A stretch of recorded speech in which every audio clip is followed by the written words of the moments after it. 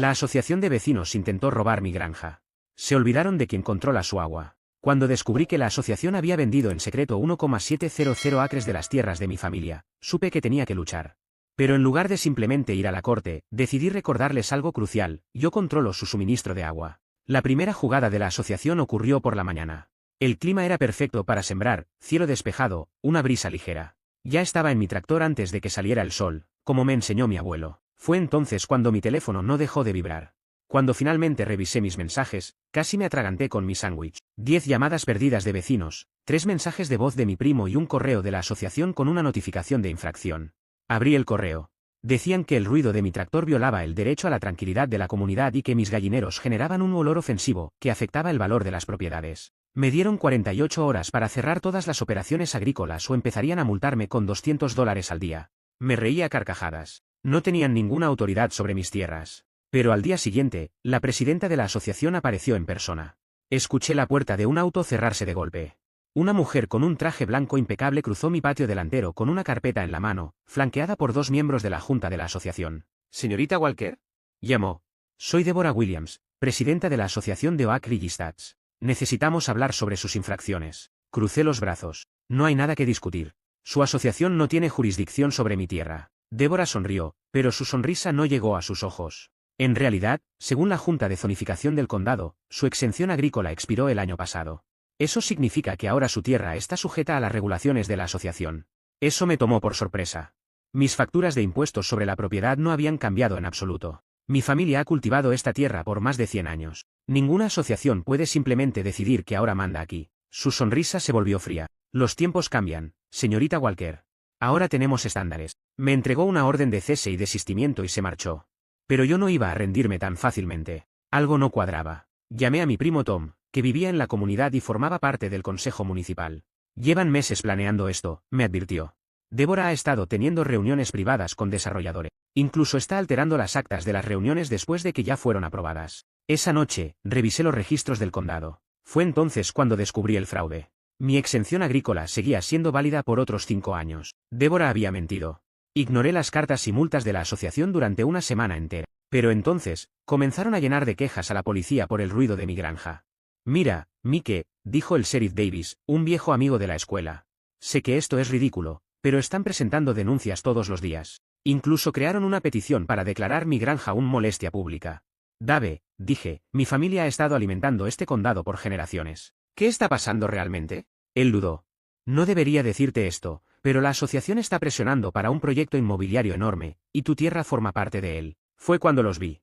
Hombres con trajes caminando por mis campos, tomando fotos y haciendo mediciones. Salté a mi camioneta y fui directo hacia ellos. ¿Les puedo ayudar? Grité. Están invadiendo propiedad privada. Un hombre alto, con un traje de diseñador, se giró hacia mí. Soy James Miller, de Westview Development Corporation. Estamos haciendo estudios para planificación. Fruncí el ceño. ¿Planificación de qué? Esta es mi granja. Miller parecía confundido. Según nuestros documentos, compramos 1,700 acres de la asociación de Oak Ridge Estates hace 3 semanas. La construcción comienza el próximo mes. Mi corazón se detuvo. Eso es imposible. Nunca vendí mi tierra.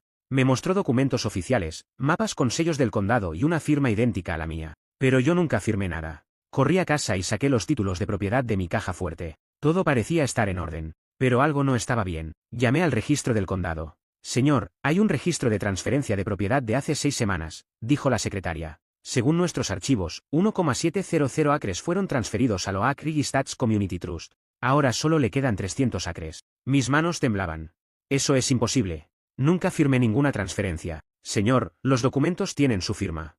¿Quiere que le enviemos copias por correo electrónico? Cuando abrí el archivo, vi mi propia firma falsificada. Y fue entonces cuando la vi a ella, Deborah, sentada en su SUV de lujo, estacionada al borde de mi propiedad, observándome. Cuando notó que la miraba, sonrió y saludó con la mano. Tenía menos de un mes antes de que llegaran las excavadoras. Y entonces, recordé un detalle muy importante. ¿Quién controla su suministro de agua?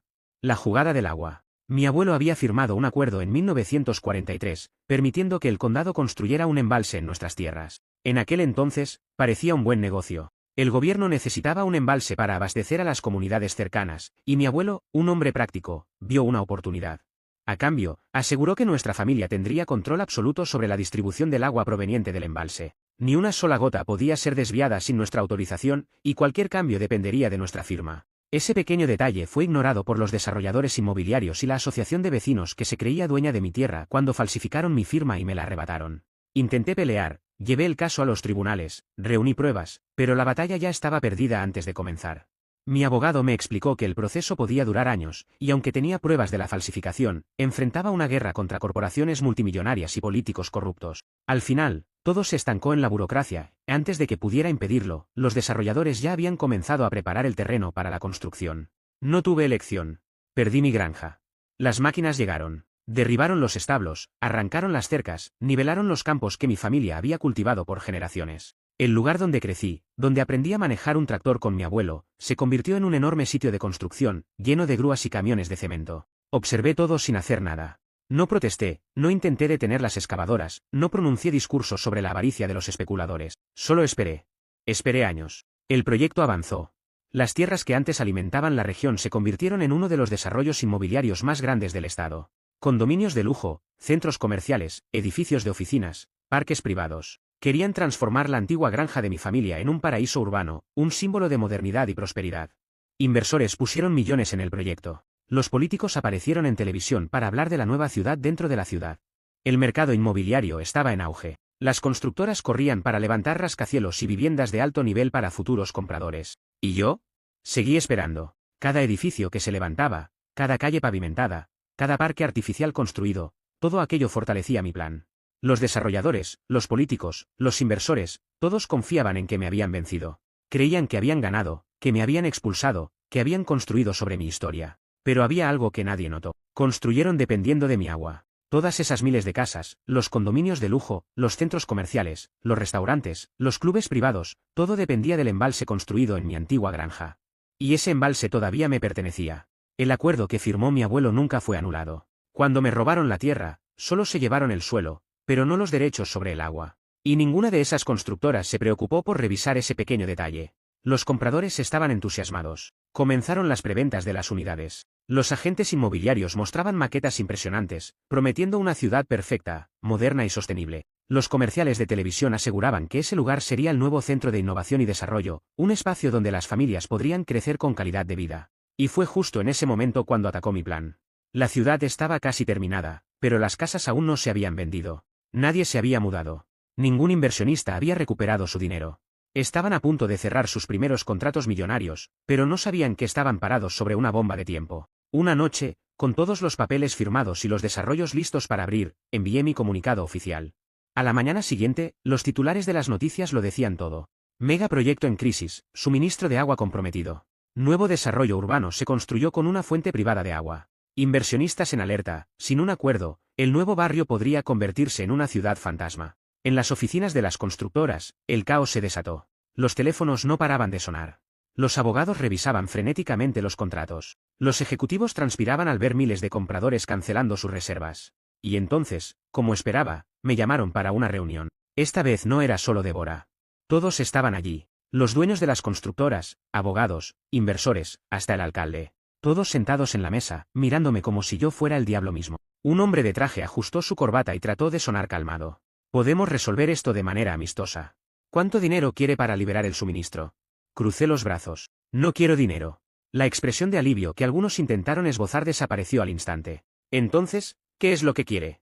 Preguntó otro. Sonreí lentamente, dejando que se ahogaran un poco más en su propio pánico antes de contestar. Quiero todo de vuelta. Débora, que estaba sentada en la esquina, no pudo contenerse. Esto es ridículo. Está mintiendo.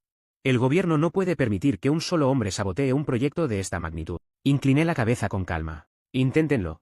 Pero recuerden, tienen edificios hermosos, condominios lujosos, parques y centros comerciales, pero sin una sola gota de agua. Algunos de los empresarios intercambiaron miradas llenas de terror.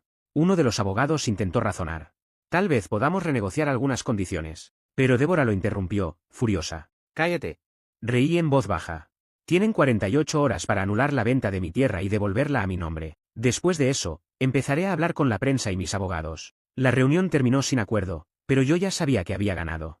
En los días siguientes, los medios continuaron destapando el escándalo. Los inversores comenzaron a retirar su dinero. Las constructoras entraron en crisis. Los abogados buscaban una salida legal, pero no había nada que pudieran hacer sin jugar bajo mis reglas. Ahora solo era cuestión de esperar un poco más. Sabía que pronto volverían a mí con una propuesta que no tendrían otra opción más que aceptar. Y cuando eso pasara, recuperaría lo que siempre fue mío. Estaba sentado en la cabecera de la mesa de la sala de reuniones, observando los rostros tensos de los ejecutivos, abogados e inversores. Estaban desesperados. Algunos tamborileaban los dedos sobre la mesa, otros revisaban sus teléfonos frenéticamente, buscando una salida milagrosa a la catástrofe en la que se encontraban. Pero todos sabían la verdad, no había solución sin mi aprobación. El silencio se prolongó durante largos segundos hasta que uno de los hombres de traje se atrevió a hablar. Podemos resolver esto de manera amistosa. ¿Cuál es su exigencia para liberar el suministro de agua? Respiré profundamente, saboreando el momento. Quiero todo de vuelta. Mi granja, mis tierras, cada centímetro que ustedes robaron. Quiero que todo vuelva a estar a mi nombre. Las reacciones no se hicieron esperar. Murmullos, susurros, miradas de incredulidad. Y entonces, Débora, que hasta ese momento había permanecido en silencio, explotó. Eso es imposible. Usted perdió esas tierras legalmente. Fueron compradas y vendidas conforme a la ley. Nunca las recuperará. Crucé los brazos y la miré directamente a los ojos. ¿Legalmente? ¿De verdad quiere usar esa palabra? Porque, que yo recuerde, mi firma fue falsificada. El silencio volvió, pero esta vez, pesado y denso. Nadie podía negar lo que estaba diciendo. Antes de que alguien pudiera responder, mi abogado, un hombre de cabello entrecano y ojos fríos, carraspeó y se inclinó hacia adelante. Mike, necesito hablar contigo. En privado. Ahora. Levanté una ceja, molesto por la interrupción. Pero asentí y lo seguí a un rincón de la sala. Tan pronto como la puerta se cerró detrás de nosotros, me miró con seriedad. Estás a punto de cometer un error. Si insistes en recuperar esas tierras, podrías perderlo todo. La rabia me golpeó de inmediato. ¿Qué? ¿Cómo puedes decir eso? Sabes que estas tierras son mías. Tenemos las pruebas. Él suspiró, cruzándose de brazos. Sí, tenemos pruebas. Pero eso no significa que ganarás. Estas empresas tienen a los mejores abogados del país, tienen conexiones políticas y alargarán el juicio durante décadas si es necesario. Incluso si demostramos la falsificación, recuperar estas tierras será un proceso interminable. Sentí los puños apretarse. Esperé años por este momento. No iba a dejar que se me escapara. Entonces, ¿qué sugieres? Gruñí. Me observó en silencio por unos segundos y luego sonrió con complicidad. Que, en lugar de intentar recuperarlo todo, hagas que te paguen por quedarse. Fruncí el ceño. ¿De qué estás hablando? Ahora tienes algo que nunca antes tuviste, Mike, visibilidad. Todo el mundo está pendiente de este caso. Los inversores están nerviosos, los políticos están en pánico. Es la primera vez que tienes poder real. Úsalo. Lo miré sin comprender del todo. Él respiró hondo y continuó. Demuestra oficialmente que tu firma fue falsificada. Convierte eso en un hecho jurídico innegable. Si lo logras, nadie podrá discutir que estas tierras te pertenecen. Pero en lugar de intentar recuperarlas, conviértelas en tu inversión. Estas empresas han invertido miles de millones aquí, no pueden simplemente abandonar todo. Si les cobras un alquiler vitalicio por seguir usando la tierra que, en realidad, sigue siendo tuya, te convertirás en multimillonario. No necesitas la tierra, solo necesitas asegurarte de que te paguen por siempre. Lo miré con el ceño fruncido, sintiendo una mezcla de ira y asombro. ¿Quieres que alquile mi propia tierra a las mismas personas que me la robaron? Sonrió. Quiero que ganes más de lo que jamás soñaste sin tener que hacer nada. Y cuando lo logres, nunca más podrán quitarte nada. El pensamiento me dejó inquieto. Parte de mí quería venganza. Quería ver este lugar arder, que estas empresas se hundieran, que Débora y los especuladores lo perdieran todo. Pero otra parte sabía que mi abogado tenía razón. Si exigía la tierra de vuelta, pelearían hasta el final. Pero si los obligaba a pagar para quedarse, no tendrían otra opción más que aceptar.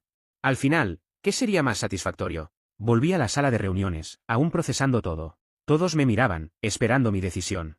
Respiré hondo y me senté, mirándolos a cada uno. Antes que nada, quiero que sepan que ya he demostrado que mi firma fue falsificada. Si llevo esto a un juez, el caso se prolongará durante años y su proyecto quedará paralizado. Vi las expresiones tensarse. Pero no soy un hombre irracional. Sé que muchas familias han invertido aquí, sé que se han invertido miles de millones en estos edificios. Así que tengo una propuesta. Entrecrucé los dedos y sonreí. No quiero sus empresas. No quiero sus edificios. Quiero mi nombre en la escritura de estas tierras y quiero un contrato de alquiler vitalicio. Cada metro cuadrado de este lugar será oficialmente mío, y ustedes pagarán por seguir usando lo que me robaron. Cada mes, sin excepción, para siempre. El impacto fue inmediato. Uno de los inversores más veteranos golpeó la mesa con el puño. Esto es un robo descarado. Incliné la cabeza. Oh, ahora les preocupa el robo. ¡Qué ironía! Otro abogado intentó negociar. No podemos aceptar un alquiler vitalicio. Podemos pagar una indemnización única y cerrar el caso. Negué con la cabeza. No estoy pidiendo. Les estoy informando. Si rechazan esto, mañana temprano el caso estará en los tribunales y todo el proyecto será declarado ilegal. Todos ustedes perderán. Silencio absoluto. Débora estaba pálida. Sabía que había perdido. Los abogados susurraban entre ellos, los inversores consultaban frenéticamente sus teléfonos. Yo solo esperé. Sabía que estaban acorralados. Hasta que, finalmente, uno de los directores respiró hondo y habló. Necesitamos tiempo para discutir esto internamente. Me encogí de hombros. Tienen 24 horas. Me levanté y salí de la sala, sintiendo el peso de la victoria sobre mis hombros. El juego aún no había terminado, pero sabía que los tenía contra la pared. Podían discutir entre ellos, buscar alternativas, pero en el fondo sabían que no tenían escapatoria. Y cuando volvieran con una respuesta, yo estaría esperando, listo para asegurarme de que me pagaran por el resto de sus vidas. Pero algo aún me inquietaba. Débora había estado demasiado callada. Y yo sabía que alguien como ella no se rendía tan fácilmente. Los días siguientes fueron un juego de paciencia. Sabía que estaban desesperados, pero también que intentarían cualquier cosa para salir de la trampa en la que habían caído. Necesitaban mantener las apariencias, fingir que aún tenían ventaja, alguna carta secreta por jugar. Pero era obvio para todos que el tiempo jugaba en su contra. Mientras esperaba su respuesta final, los medios de comunicación seguían explotando el escándalo. Los periódicos, los canales de televisión y los blogs de investigación analizaban cada detalle del caso, desde la falsificación de mi firma hasta las maniobras corruptas que permitieron que me arrebataran la tierra. Los expertos debatían si el proyecto podía sobrevivir a semejante desastre, mientras los economistas advertían que el colapso financiero del desarrollo era inminente si no encontraban una solución inmediata. Finalmente, después de 24 horas de reuniones a puerta cerrada, recibí la llamada que esperaba. Aceptamos los términos, dijo uno de los abogados del grupo de inversores. Su voz sonaba tensa, como si cada palabra le costara un pedazo de su dignidad. Bien, respondí con calma. Firmaremos los contratos mañana. Al día siguiente, entré en la sala de conferencias de una de las oficinas más lujosas de la ciudad. Todos estaban allí, ejecutivos de grandes corporaciones, abogados de alto nivel, inversores con cara de pocos amigos y, por supuesto, Débora. Su rostro estaba pálido, sus ojos llenos de odio. Sabía que yo había ganado, pero todavía no lo aceptaba. Los documentos ya estaban listos. Los revisé junto a mi abogado. Estaba todo ahí, el contrato de arrendamiento vitalicio, el reconocimiento oficial de que las tierras eran mías y los términos para el suministro de agua. Solo falta un detalle, dije mientras leía las cláusulas finales. También van a pagar por el agua que usen. Un silencio incómodo se apoderó de la sala. Uno de los abogados frunció el ceño. Pero ya van a pagar el alquiler del terreno. ¿No es suficiente? Sonreí y cerré la carpeta con los documentos. Sabían perfectamente que todo este lugar depende del agua del embalse. Mi abuelo firmó un contrato que le da a mi familia el control total sobre el suministro. Si quieren seguir aquí, también tendrán que pagar por ello. La incomodidad en la sala era evidente. No podían negarse, no tenían alternativa. Débora apretó los dientes, con los puños cerrados sobre la mesa. «Nos estás extorsionando». Incliné la cabeza con una sonrisa. «No, solo estoy cobrando lo que me pertenece. A diferencia de ustedes, no necesito falsificar documentos para hacerlo». Sabían que habían perdido. El acuerdo se firmó en ese mismo momento y, antes de irme, estreché la mano de algunos inversores que, aunque disgustados, intentaban mantener la compostura. Débora, en cambio, no me miró a los ojos ni una sola vez. Al día siguiente, restablecí el suministro de agua, pero ahora bajo contrato. Cada gota que entraba en el sistema de tuberías de ese lugar me generaba ingresos inmensos. El desarrollo se salvó, los compradores regresaron y el flujo de dinero aumentó exponencialmente. Los primeros meses fueron solo el comienzo. Mi nombre aparecía en cada contrato, cada transacción de esas tierras pasaba por mí. Las empresas instaladas allí no podían operar sin pagarme alquiler y el suministro de agua. Era como un peaje eterno, un tributo que aseguraba que, cada mes, millones llegaran a mi cuenta bancaria. Y entonces, finalmente, llegó el momento de demostrar la falsificación de la firma. Con el escándalo aún fresco en la memoria del público, no fue difícil llevar el caso a los tribunales. Teníamos todas las pruebas, documentos comparativos, análisis forenses de las firmas, testimonios de empleados de la notaría que confirmaban que nunca habían visto mi firma en persona. El juez no tardó en emitir su veredicto, la firma era falsa y la transferencia de la tierra fue ilegal. Eso debería haber significado que podría reclamar la propiedad y expulsarlos a todos. Pero en ese momento, ya no valía la pena. Para ese punto, ya estaba ganando más dinero del que cualquiera en esa sala podía imaginar. Cada mes, millones fluían a mi cuenta sin que yo tuviera que hacer absolutamente nada. Si retomaba la tierra, tendría que administrar todo, reconstruir la infraestructura, enfrentar nuevos desafíos legales. Pero tal como estaba, era dueño del suelo donde se construyó todo, y ellos no tenían otra opción más que seguir pagándome. Así que, en lugar de expulsarlos, aumenté aún más el alquiler. La decisión judicial me dio aún más ventaja en las negociaciones. Ahora que el reconocimiento legal era definitivo, podía renegociar los contratos como quisiera. Algunas empresas intentaron protestar, argumentando que los nuevos términos eran abusivos. Mi abogado solo sonrió y le respondió: Si no quieren pagar, pueden demolerlo todo e irse. Nadie se fue. Ahora, yo era multimillonario, sin mover un solo dedo. Pero no me detuve ahí. Con las absurdas ganancias que estaba generando, diversifiqué mis inversiones. Compré terrenos en otras regiones, incursioné en el mercado inmobiliario, financié proyectos agrícolas modernos. Pasé de ser un agricultor que había perdido todo a convertirme en un magnate del sector inmobiliario e infraestructuras. La ironía de todo esto era que los mismos inversores que antes se burlaban de mí ahora querían asociarse conmigo en nuevos negocios. ¿Y qué pasó con Débora? Su carrera quedó arruinada. Con la falsificación de documentos demostrada, su nombre quedó manchado para siempre. Se descubrió que no solo falsificó mi firma, sino que también alteró actas de reuniones para aprobar proyectos sin consulta pública. Fue demandada, perdió influencia y los inversores la descartaron sin dudarlo. Pero yo sabía que ella no iba a rendirse tan fácil. Y tenía razón. Incluso después de perderlo todo, de ser expulsada de la junta del proyecto, intentó volver al juego. A través de algunos contactos, me enteré de que estaba reuniendo un nuevo grupo de inversores para intentar anular mis contratos. Sabía que intentaría alguna jugada sucia, tal vez incluso una nueva trampa legal para tratar de liberarse de los pagos vitalicios. Pero esta vez, yo estaba listo para cualquier cosa. Ahora era ella quien estaba contra las cuerdas. Y yo estaba ansioso por ver cuál sería su próximo movimiento. Fueron años de batalla. El día en que firmé aquel contrato de arrendamiento vitalicio fue el comienzo de mi imperio, pero la guerra estaba lejos de haber terminado. Lo que siguió después fue un largo juego de paciencia, una lucha silenciosa en la que, por primera vez, yo tenía el control.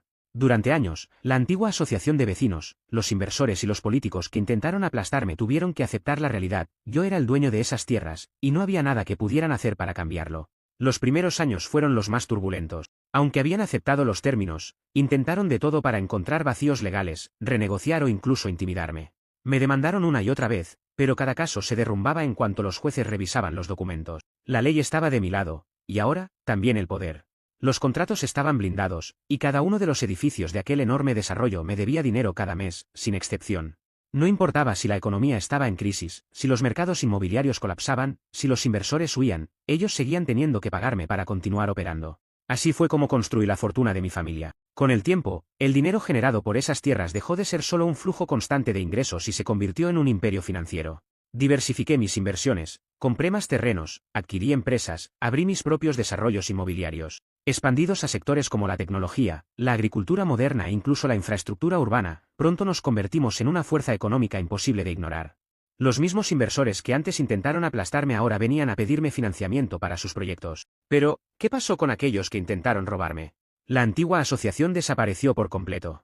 El escándalo de la falsificación de documentos destruyó su reputación, y con el tiempo, los propios residentes se volvieron contra quienes habían intentado estafarlos. Descubrieron que el dinero recaudado de cuotas y ventas nunca benefició a nadie excepto a los especuladores y a los corruptos que dirigían todo desde las sombras. El nombre de la asociación se convirtió en un chiste, un ejemplo de fracaso y corrupción. ¿Y los inversores?